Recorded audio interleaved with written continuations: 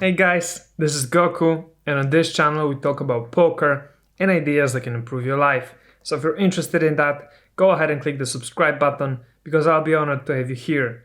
Today we're gonna sum up the GTO spot we've been playing lately, big blind call versus button open, a tournament spot played on 50 big blind stacks where we are the big blind player calling 2.5 BBs open from the button. We've played our 500 hands, we've even played 501 hand, and our overall EV loss is pretty good, I would say, given how we've started. Is at minus 26 BBs per 100 hands. This is a little bit worse than the previous spot that we've played, but I think it's still pretty good. It's not ideal. I would much rather like it to be smaller, but we have made some quite big mistakes when playing this spot, and I have actually picked 8 hands that were the biggest EV losses. And whilst doing that, I actually observed that mostly here during this spot, we either made big mistakes like 5 BBs of EV loss or something like that, or we made smaller mistakes like less than 1 BB of EV loss. So probably because of that, this number is a little bit bigger than I was hoping for, but still I think it's fine. And if we take a look at the frequencies, we can pretty much see that we are still way too aggressive, even though this spot where we are the big blind player, we are mostly checking or calling. We've still managed to be way too aggressive, and like 20%, we have like 20% more bets and raises than the GTO. When it comes to checking or calling, we are much better here, like 5%, maybe less. We are checking or calling 5 or percent less than the GTO. And when it comes to folding, we overfolded a little bit, but this is also like a 5% change, so not really anything big. When we take a look at the lines that we took with different hand types, we can see that the top line is our play and the bottom line is GTO. So with full houses, we've been checking more than the GTO.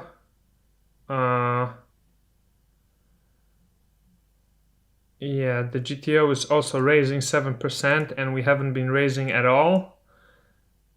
So I guess this is the difference.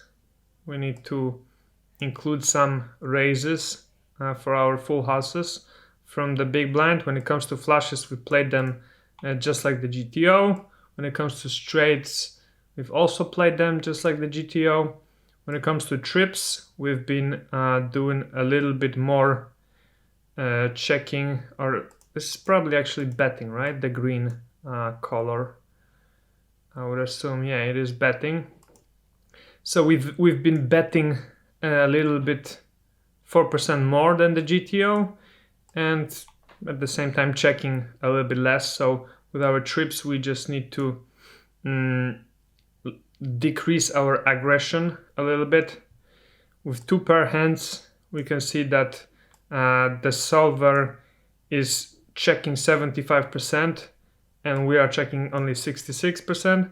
So here is pretty much where our aggression comes from, the 2 pair types of hands, and also a little bit from the trips, but I guess mostly from the 2 pair, because actually this is a 9% change in numbers. So like, yeah, 50% change in frequencies. So this is a good thing to take away from this spot. With 2 pair types of hands on the big blind when playing versus the button, we should just be checking much more and we shouldn't be doing this amount of betting. With pairs, we can see that the difference is small. We are raising a little bit 1% more often than the GTO. We are also betting 2% more often, and thus checking less often. But if we take a look at ace high types of hands, yeah, we can see the same thing. We are still checking 9% less often than the GTO, and we are betting 6% more often and raising 4% more often. So yeah, we're doing, even with ace highs, our aggression is just a little bit too high.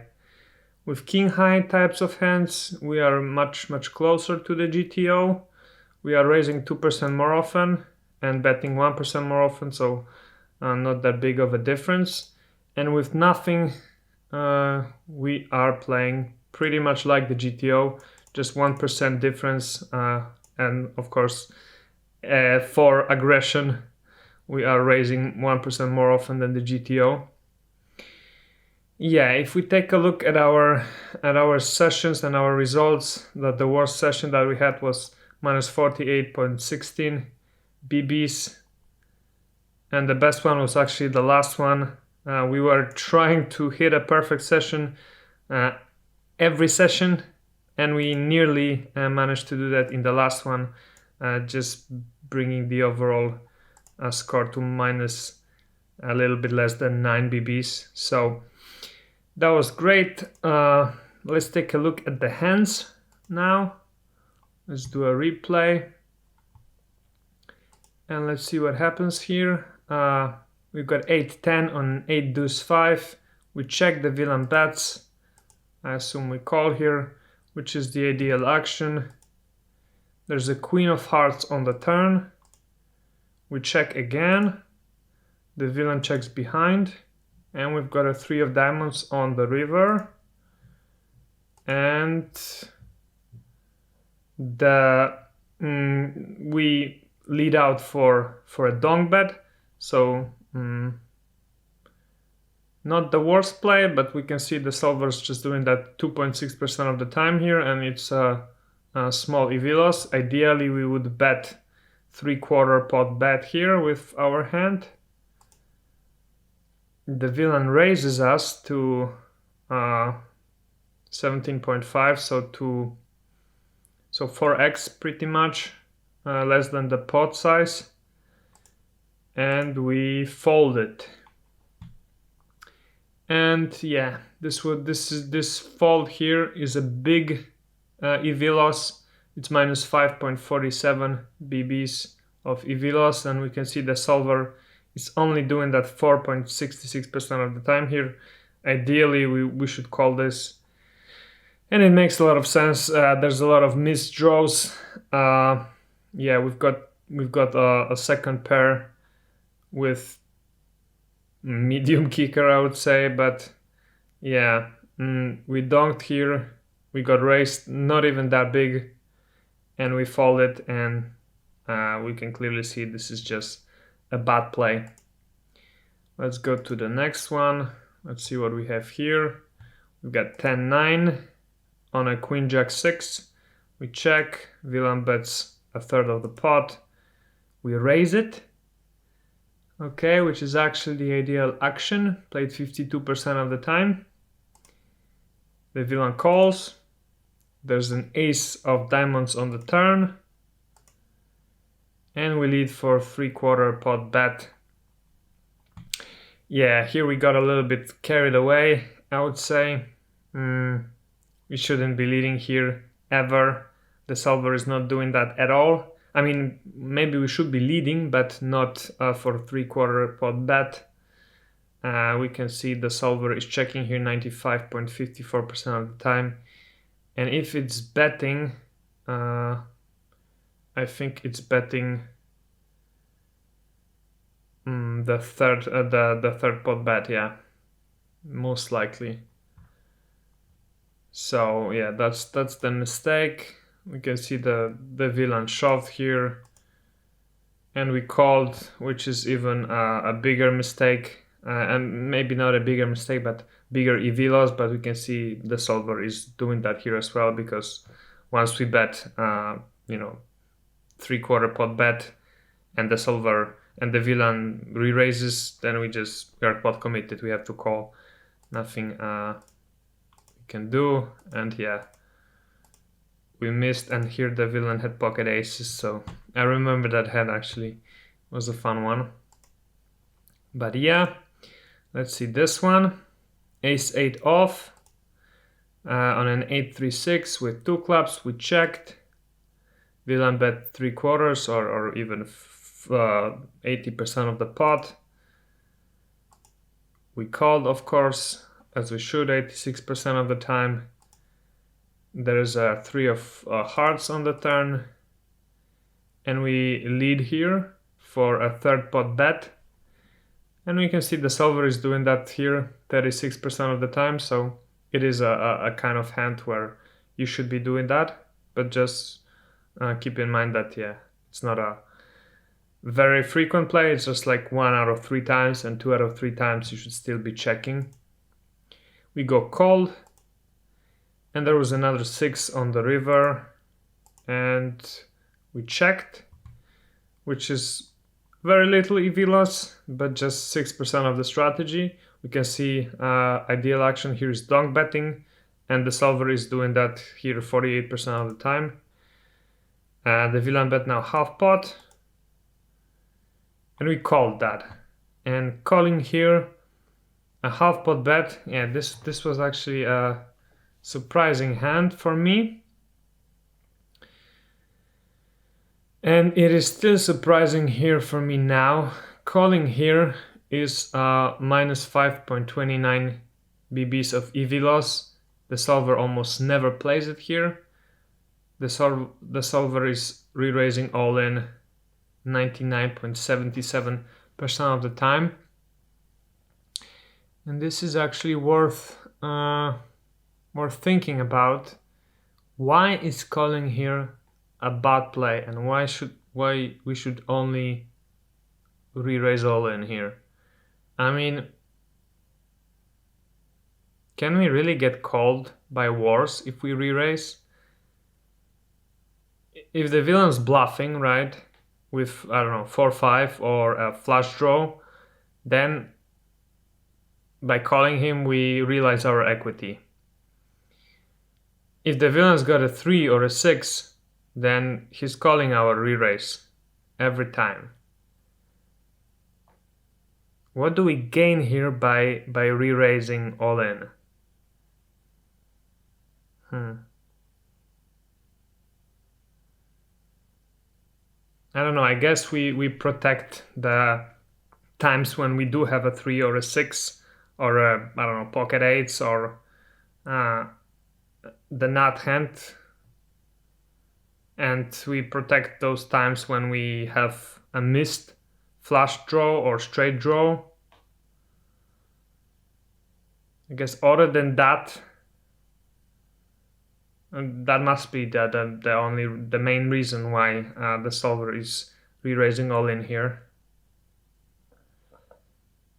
And it could also be because, yeah, it's pretty much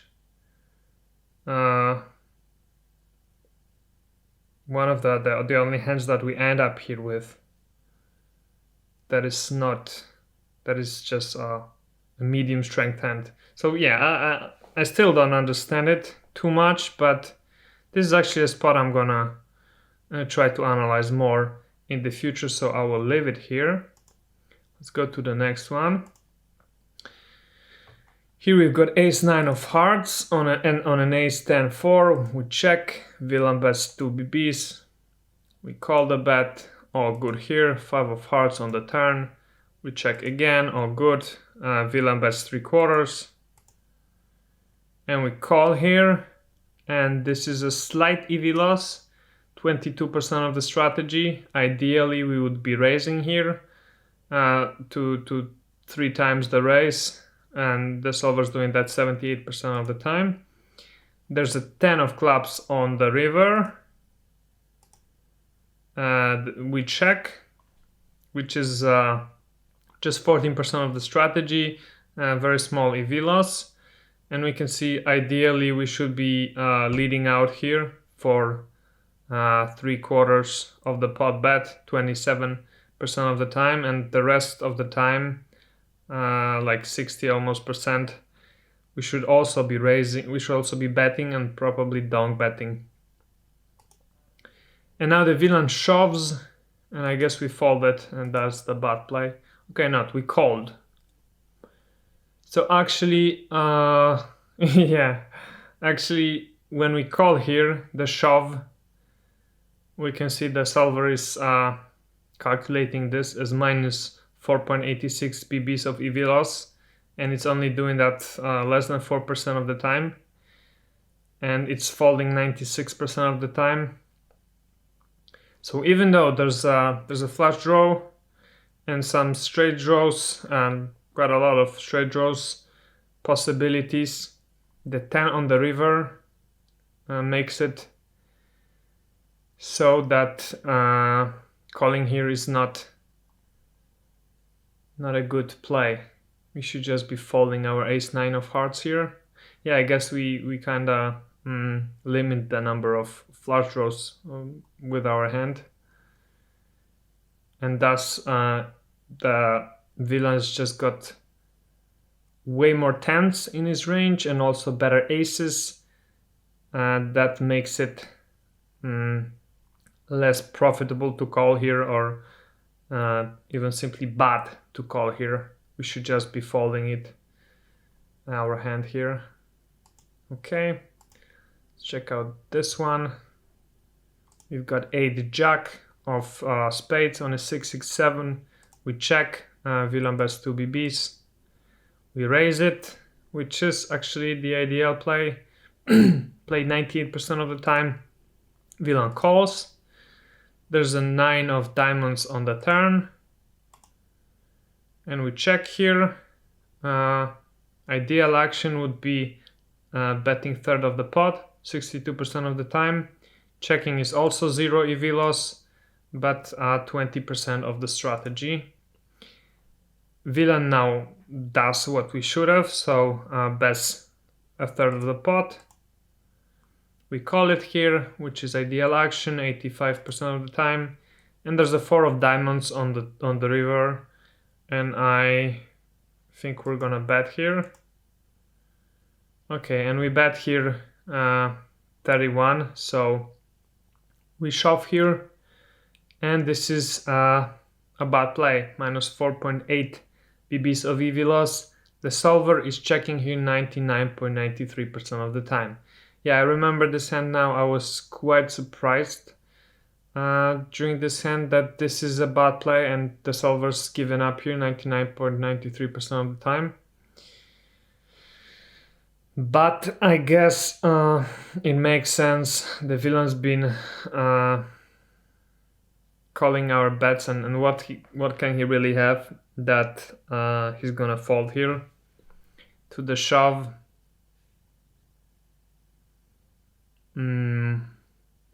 Yeah,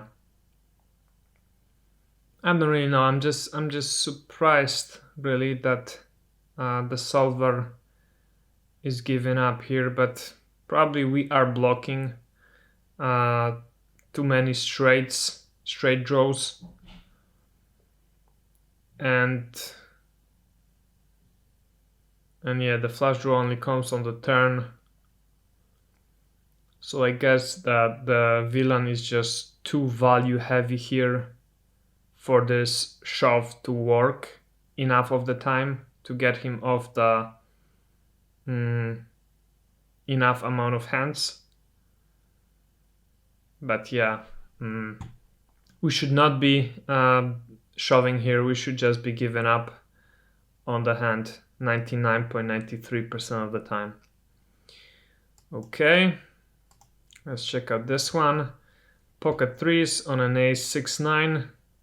We check. Villain bets 5 bb's, and we call. And yeah, we should be following here 100% of the time.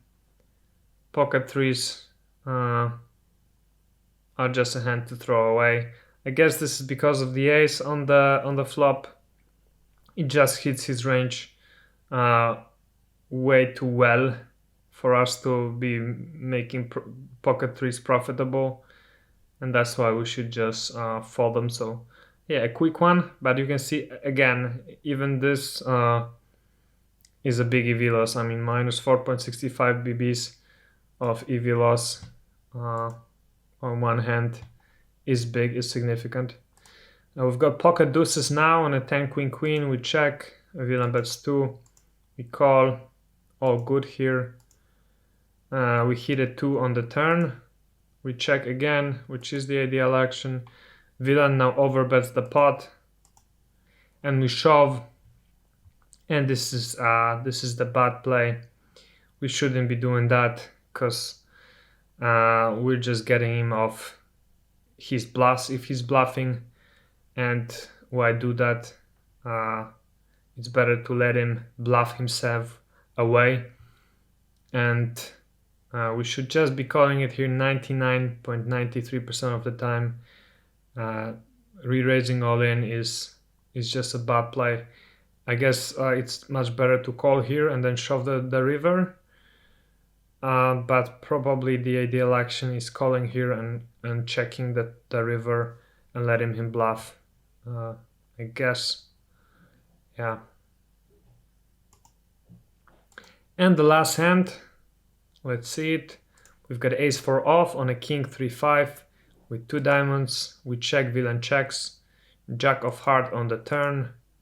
We check again, which is just 2% of the strategy, as you can see. Small EV loss, but the solver is betting here 96.63% of the time, and he's betting here, and he's over betting here. Villain now bets 3/4. We call it, all good here, but you can see the solver is also raising a lot here because he's just calling this 5% of the time, so he's raising 95, I guess, because probably he's not falling. And there's a 9 of clubs on the river, and we bet 3/4 pot bet, and this is a mistake, a big one, minus 4.26 BBs of EV loss. The solver is just playing here check 99.85% of the time. I guess, yeah, if we're gonna bet here to try and take a stab at this pot, perhaps it's just better to donk bet it, but yeah, we can see that the solver is not betting here at all. It's just checking it. Yeah, villain called with a king. Yep. All right, well, this was super fun playing this spot. I hope you guys enjoyed it as much as I did. We're gonna play something nice for the future as well. I think another tournament spot, but we'll see. I really like the tournament spots, and I've actually learned a lot playing them. You can see we first played the cash game spot, cutoff open versus big blind call. We had a pretty bad score, minus 38 BBs. Then we played the MP2 open versus button call. Our score improved a little bit to minus 32. Then we played the MP2 open versus big blind call, and we can see our MP2 open versus big blind game is much better than our MP2 open versus button game.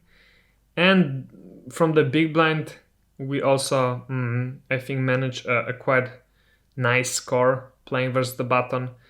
Yeah, of course, there's still a lot of room for improvement, but if we didn't make those 8 big mistakes in this that I've just shown, I think the score will be something like minus 15 or minus 13. So yeah, it's mostly the big mistakes that hurt, but they are also I think the most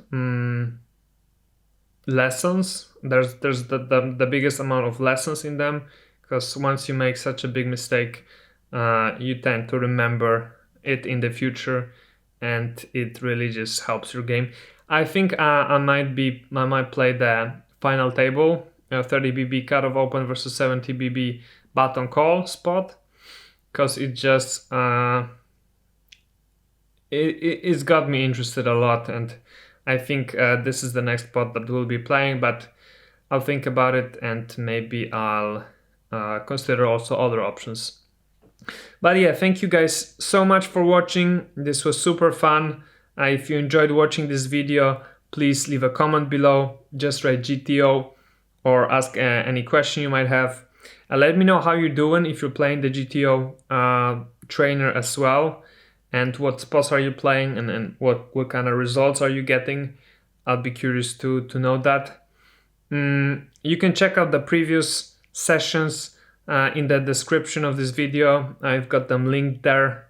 So yeah, I'm looking forward to the next videos. But right now, I just want to thank you for watching this one, and I hope to see you in the next one, guys. Bye bye. Do you want to learn how to play PLO? Are you a beginner player who's never played Omaha before? Do you want to learn how to crush casual players easily? If so, this course is perfect for you. It's a crash course on Pot Limit Omaha dedicated for beginner players. You will learn all the fundamentals of PLO. You will learn what hands to play, when to play them, and how to play them. You will learn the basic strategies that allow you to be a winning player at your home games or microstakes online. If you want to learn PLO quickly and easily, get this course now at gokupoker.com.